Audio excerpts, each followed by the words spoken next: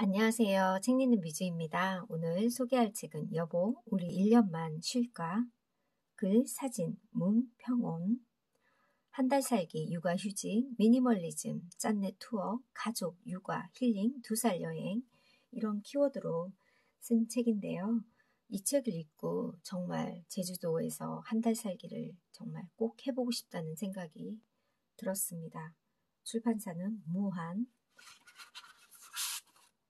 문평원, 서울의 중심에서 일하는 7년차 직장인, 안정보다는 변화를 추구하고 자유를 제1의 가치로 삼는 여행 중독자다. 결혼 후에는 남편에게 틈만 나면 자유를 외쳐댔으나 토끼 같은 딸을 얻고 나서는 다소 잠잠해졌다. 꿈 많은 긍정온이라는 별명답게 수많은 꿈들을 하나씩 실현해 가고 있으며 격식보다는 의미를 추구하며 자신만의 스타일대로 설레는 인생을 살고 있다. 프롤로그. 왜 이런 일이 우리에게 일어났을까? 여행은 생각지도 못한 것을 남겨준다.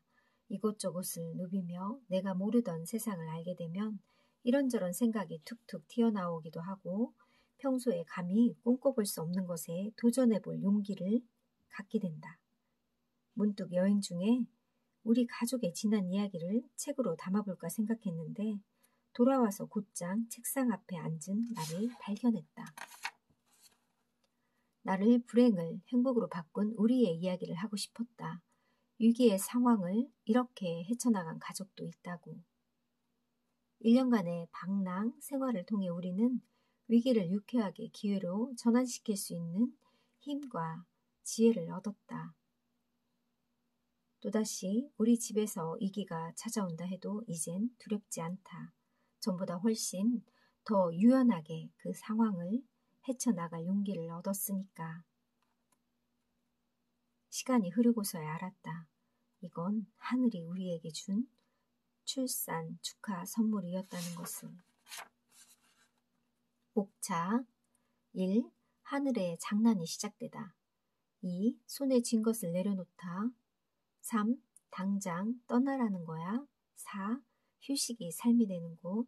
5. 무심코 행복함을 느낄 때. 6. 4가지 가족 버킷리스트. 7. 방랑하길 잘했어. 말 많고 탈 많던 온유의 출생. 5시간 만에 진통 끝에 온유가 2.95kg로 세상에 나왔다.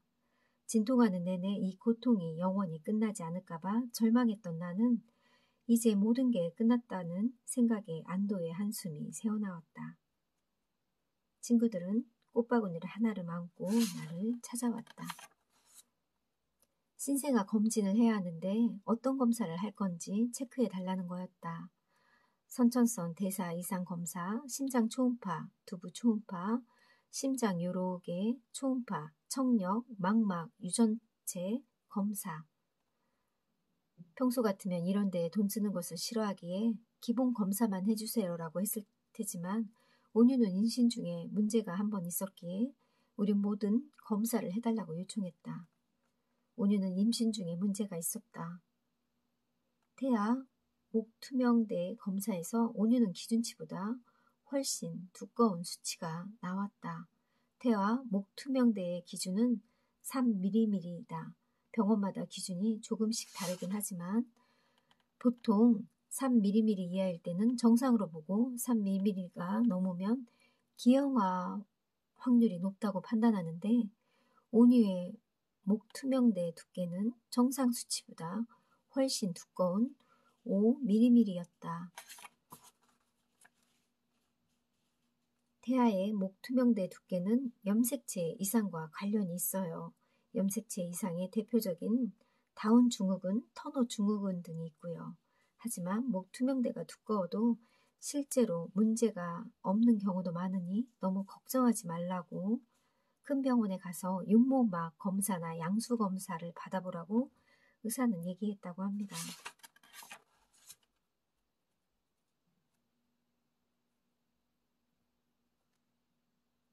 염색체에 조그만 이상이 보이긴 했지만 자라가면서 별 문제가 되지 않으니 크게 신경 쓸 필요가 없다고 그런 진단을 받았다고 합니다. 조금 늦긴 했지만 이제부터라도 온유를 위해서 더 좋은 것만 보고 좋은 생각만 하기로 마음먹었다. 나는 태교에 전념하며 다시 일상으로 돌아갔다. 연이은 폭경, 너덜너덜해진 멘탈.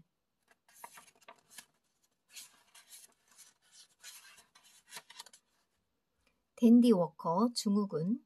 이 증후군에 대해 다시 한번 자세히 검색을 하던 나는 모니터에 뜬 두 단어를 보고 순간 멈칫했다. 증후군의 증상 중에 온유가 갖고 있는 동맥 관계 존중과 심실중격 결손이라는 것이 함께 있었다. 어느덧 의심은 확신으로 바꾸어 가게 되었다고 합니다. 댄디 워커 증후군은 예후는 다양합니다. 이 증상을 가진 환아는 지능이 정상적으로 발달이 안 되는 뇌수종을 조기에 치료하여 교정한 경우에도 동일합니다. 수명은 증후군이 심한 정도에 관련된 기형의 정도에 따라 다르다고 합니다. 다발성, 선청 기형이 있는 경우 수명이 짧습니다. 수명이 짧다라는 이야기를 듣고 하늘이 무너져 내렸다고 합니다. 온유만 보면 눈물이 쏟아졌다. 당시 나는 친정집에서 지내고 있었는데 친정 부모님은 별일 아닐 거라고 미리 걱정하지 말라고 하셨지만 나는 온유가 잘못되면 어쩌나 하는 생각에 밥 먹다가도 울고 자다가도 벌떡 일어나 울었다. 어두운 터널을 걷고 또 걷는 기분이었다. 그동안 잘 살아왔다고 자부했던 내 인생이 정말 아무것도 아닌 느낌이었다. 온유가 없는 내 인생은 정말 아무런 재미가 없을 것 같았다. 그렇게 절대 안 갈 것 같은 시간이 흐르고 MRI 결과가 나오는 날 남편과 나는 떨리는 마음으로 병원을 찾았다. 손해가 다른 사람들에 비해 아래로 내려와 있기는 하나 다행히 현재 뇌에 다른 부분에 압력을 주는 게 없어 당장 치료나 수술은 안 해도 될 것 같다고 하셨다. 다만 계속 추적 관찰이 필요하다는 얘기를 들었다고 합니다.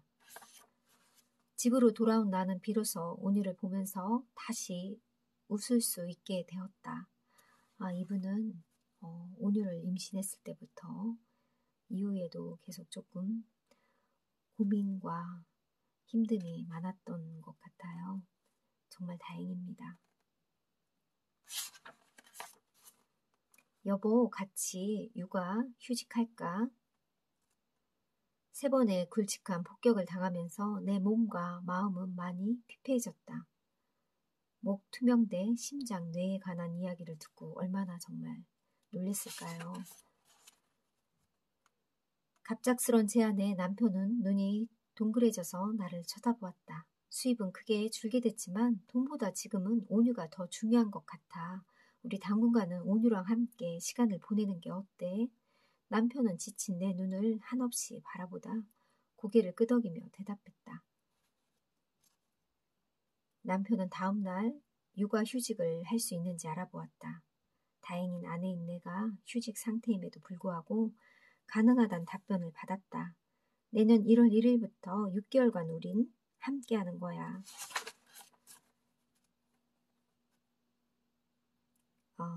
저자는 이 집을 잠시 렌트해주면 어떠냐고 하면서 집을 렌트를 해주기로 했다고 합니다. 도봉구 유럽풍 아파트 방 3개, 가정가구 다 있음. 1년만 렌트해서 살아보실 분 1000에 80 이렇게 내놓았다고 합니다. 결국 우리는 1년간 계약을 했고 이분들은 이제 제주도 여행을 하기 시작했나 봐요. 그래서 집에 있는 물건들을 나눔도 하고 나눔이 이렇게 기쁜 일인지 몰랐고 이번 일을 계기로 인생의 재미 하나를 배우게 되었다고 합니다. 이렇게 차에 간단한 짐을 싣고 제주도까지 향하고 우여곡절 끝에 모든 준비 단계를 끝내고 남은 건 이제 떠나는 거. 6시간에 거쳐 친정에 있는 광주에 도착한 우리는 그곳에서 5일 동안 숨 고르기에 들어갔다. 2018년 3월 2일 10시 제주도 비행기에 탑승했다고 합니다.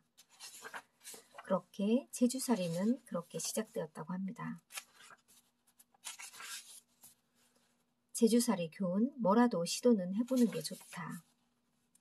아니면 어쩔 수 없더라도 일단 시도라도 해보자고. 늘 일이 복잡해지는 게 싫어서 웬만하면 그냥 넘겨버리는 나로서는 또 하나의 깨달음을 얻게 된 사건이었다. 일단 시도라도 하면 확률은 반이 된다는 거. 시작이 반이란 말이 있잖아요. 안 되면 할 수 없는 거고 되면 정말 감사한 일이니 일단 뭐라도 시도해보라고. 시도해보는 건 나쁘지 않다고 합니다.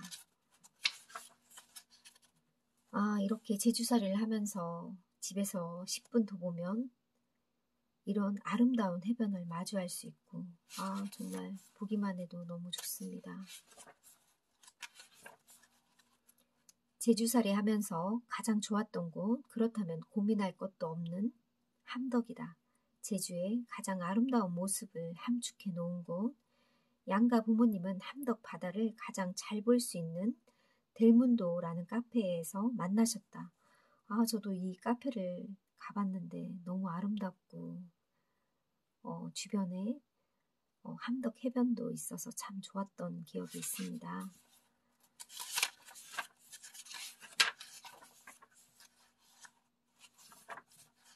이렇게 사진에서 아름다운 일상을 보내고 있는 걸 보고 정말 저도 제주살이를 꼭 해보고 싶다는 생각이 들었습니다.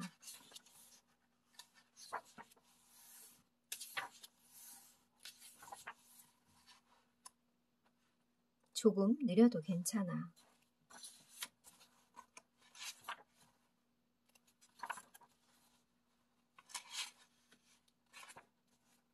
보기만 해도 사진에서 정말 한가로움과 여유로움이 느껴지는 가성비 최고의 여행. 여행을 떠나기 전 이번 여행에서 꼭 하고 싶은 일을 4가지만 노트에 적었다고 합니다. 이제 가족들과 다낭과 호이안 이런 곳도 가고 이런 맛있는 음식도 먹고 정말 만족스러운 여행을 하셨다고 이렇게 책에 기록이 되어 있습니다. 아이도 건강하게 여행을 잘 따라다녔다고 합니다. 이젠 두렵지 않아. 우리의 방랑살이는 끝이 났다. 다낭에서 돌아와서 우리는 어디로 갔냐고? 남편은 회사로 돌아갔고 나는 온유와 함께 광주 친정집으로 갔다. 온 가족이 장기간 여행하면서 추억도 한가득 안고 왔으니 누가 봐도 우리 해피엔딩 맞지? 또다시 불행이 찾아온다 해도 이제 두렵지 않다. 우리에겐 불행을 행복으로 바꿀 힘과 지혜가 생겼으니까. 이렇게 온 가족이 여행을 떠나서 몇 달씩 살아보는 것도 이런 아이가 어릴 때 해보는 것도 좋은 경험이지 않을까 생각해 봅니다.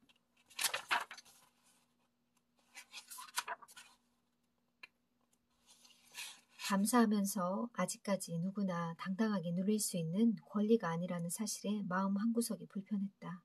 우리의 이야기를 듣고 단 한 명의 아빠라도 육아 휴직할 용기를 갖게 되었으면 좋겠다.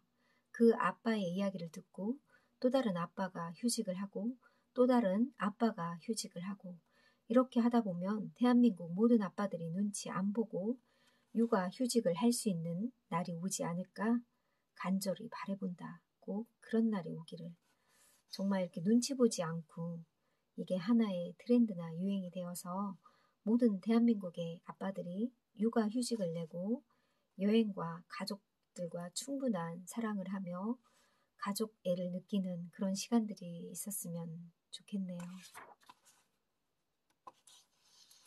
마지막 선물, 따르릉. 여보세요. 안녕하세요. 여기 도서출판 무한인데요.